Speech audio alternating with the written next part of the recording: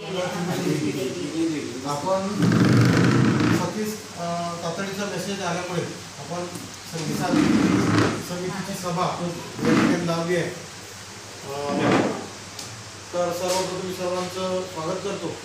आज परिस्थिती जरी गावात नाही झालं असलं तरी परंतु आपल्याला तातडीची सभा घ्यायची होती म्हणून आपल्याला त्रास देण्यात आला।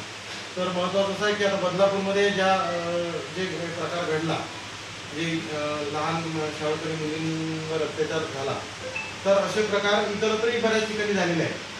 तर आता 2-3 दिवसाच्या जर तुम्ही बातम्या पाहिल्या असेल तर अनेक प्रकारचे शाळांमध्ये धुळून येत आहेत। दुर्दैवाने बाहेर तर होतातच, पण शाळेतल्या बातम्या जास्त येत आहेत। त्यामुळे आपल्या शाळेत सुद्धा एकतर स्त्री शिक्षिका नाही आहे, त्याच्यामुळे अंगणवाडी ताई असेल, मदतनीस असेल किंवा महिला सदस्य आहे तुम्ही, तर तुमची जबाबदारी खूप जास्त आहे महिला शिक्षिका नसल्याने। आम्ही तर आमच्या स्तरावर काळजी घेतो, तर आपल्या शाळेत अशा पद्धतीचं कोणतेही अनुचित प्रकार घडू नये, म्हणजे मुलीच्या संदर्भात असेल, शाळेतल्या किंवा मुलांच्या संदर्भात असू शकते, तर आपण सर्वांनी त्या बाबतीत सतर्क राहावं।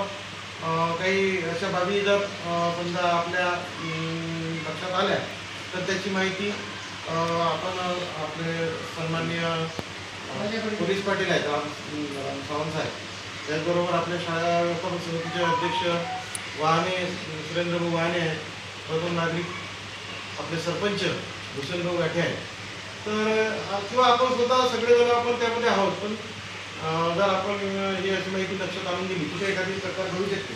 आता महिलांकडे मुली सांगू शकतात, आमच्याकडे सांगणार नाही कदाचित, तो एक प्रॉब्लेम आहे। म्हणून महिलांकडे जर सांगू शकतात, एखाद्या असं काही आढळलं तिची व्यवस्थित विचारपूस करायची त्या लेकराची, आणि काही जर प्रकार घडला असेल तर आपण त्याबद्दल सूचित करावं। या सभेच्या माध्यमातून आपल्याला हीच विनंती आहे। त्याचबरोबर आपल्या परिसरामध्ये काही हे येतात, एक जण आहेत ते, तर त्यांचा सुद्धा प्रतिबंध करणं आपल्याला गरज आहे, कारण आज महत्त्वाचा विषय झाला आहे। मोहन आहे मागे मी एक पत्र दिलं होतं,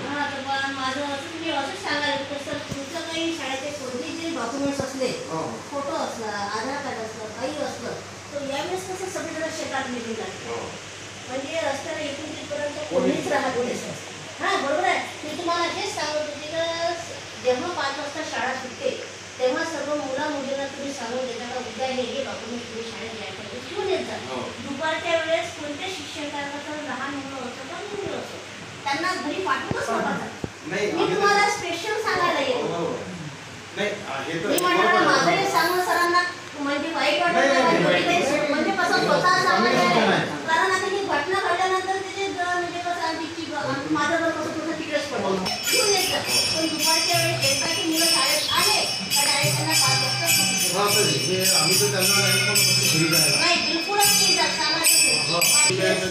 सांगायचं, आम्ही शक्यतोवर पाठवण्याचा प्रयत्न करत पाठवायचं। सूचना चांगली आहे, एकदम चांगली सूचना आहे।